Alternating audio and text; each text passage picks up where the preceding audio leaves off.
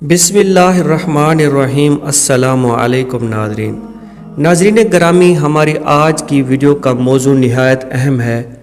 ولی اللہ کون تھے؟ مزارات کیوں بنے؟ ان کی زندگی کیسی تھی؟ حقیقی فیض کیا ہے؟ ناظرین، ولی اللہ وہ ہوتا ہے جس نے اپنی جوانی کے قیمتی دور کو خدا کی یاد میں گزارا، مخلصی سے عبادتیں کیں، علم سیکھا اور سکھایا، عمل کیے اور عمل کرنے کی ترغیب دی، اور علم کے دریا ہمارے لیے چھوڑ گئے اپنی کتابوں کی شکل میں، عمل کی شکل میں۔ جنہوں نے خدا کے بندوں سے بے غرض محبت کی، بے غرض خدمت کی، ہمیشہ دوسروں کو کھلایا، کبھی اپنے حصے کی روٹی بھی دوسرے کو دی۔ یاد رہے کہ جو گناہ سے پاک ہوتا ہے وہ نبی ہیں، اور جن کو خدا گناہ سے بچنے کی توفیق دے وہ ولی ہیں۔ مگر نفس تو ایک ولی کا بھی تھا۔ تو یہاں یہ بتا دوں کہ مزارات ایسے نہیں بنتے، مزارات ان کے بنے جنہوں نے نفس کو مارا اور خدا کے حکم کی پیروی کی۔ تصوف کی کتابیں ایسے تو لکھی نہیں جاتی۔ پہلے انہوں نے دل میں خالص رب کی محبت رکھی، دل کو دنیا کی محبت سے آزاد کیا، اور علم کے ساتھ ساتھ عمل بھی کیا۔ ڈگریوں کی لالچ، نوکری کی لالچ میں پڑھنے والوں کو کیا پتہ کہ حقیقی علم کیا ہے۔ انہی کے درباروں پر آج بھی غریب فقیر بھوکے آتے ہیں اور پیٹ بھر کر کھا کر جاتے ہیں۔ جن کو سکون قلب میسر نہیں، ان کو سکون قلب ملتا ہے، کیونکہ بہت سے ایسے بھی سچے ولی اللہ ہیں جن کے مزارات پر رحمتوں کا سایہ رہتا ہے۔ یہی وجہ ہے کہ وہاں سکون ہوتا ہے، مگر یہ ان کے اعمال، ان کی عبادت، ان کی خدا سے محبت کا ہی پھل ہے۔ نفس کو راضی کرنے والوں کو خدا نہیں ملتا۔ عام انسان کسی کو بلا غرض، بلا جان پہچان 2 وقت کا کھانا نہیں کھلا سکتا۔ غلط تو نہ مزار ہیں اور نہ ولی اللہ، اصل سوچ غلط ہے۔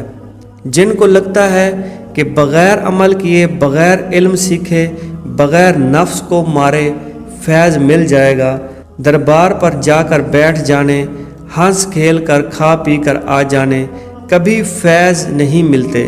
فیض لینا ہے تو ان کی کتابوں کو پڑھو جو انہی کی دربار سے مل جائیں گی۔ فیض لینا ہے تو اس کے راستے پر چلو جو ان نیک ساحلین نے چھوڑا۔ فیض لینا ہے تو رب کے بندوں کے لیے وقف کر دو زندگی، دنیا بھی اچھی ہو جائے گی، آخرت بھی۔ دل سے بغض، نفرت، حسد، کینہ اور سب سے بڑھ کر ایک دوسرے کو برا سمجھنا چھوڑیے۔ اپنے اندر کے برے انسان کا گلا گھونٹیے اور اندر میں موجود اچھائی کو پروان چڑھائیے۔ ذات بھی سنور جائے گی اور معاشرہ بھی۔ رب نے فرما دیا، نہ کہ مجھے پکارو تو اس کی جگہ کسی کو مت پکاریے۔ ہاں، استغاثیہ کی اصل طریقہ سیکھ لیجئے۔ مزار کے خلاف بولنے والے اپنی اصلاح کر لیں۔ مزارات عام لوگوں کے نہیں بنتے، جن کے نشانات رب چھوڑنا چاہتا ہے انہی کے بنتے ہیں، مگر دعاؤں کو قبول کرنے والا اللہ ہی ہے۔ حقیقی رب جو مچھر کے جتنا آنسو نکلنے ہی پر معاف کر دیتا ہے، جو شہ رگ سے بھی زیادہ قریب ہے، جو سب سے زیادہ حقدار ہے کہ اس کو دل میں جگہ دی جائے، اور سورۃ فاتحہ کی ترتیب کے مطابق اہدنا الصراط المستقیم، ہمیں سیدھے راستے پر چلا۔ اللہ تعالیٰ کی ذات و صفات کی معرفت کے بعد اس کی عبادت اور حقیقی مددگار ہونے کا ذکر کیا گیا، اور اب یہاں ایک دعا سکھائی جا رہی ہے کہ بندہ یوں صراط الذین انعمت علیہم غیر المغضوب علیہم ولا الضالین، ترجمہ کنز الایمان، ان لوگوں کا راستہ جن پر تو نے احسان کیا، نہ کہ ان کا راستہ جن پر غضب ہوا، اور نہ بہکے ہوؤں کا۔ یا ایھا الذین آمنوا اتقوا اللہ وکونوا مع الصادقین، سورۃ التوبہ آیت نمبر 119، ترجمہ کنز العرفان، اے ایمان والو، اللہ سے ڈرو اور سچوں کے ساتھ ہو جاؤ۔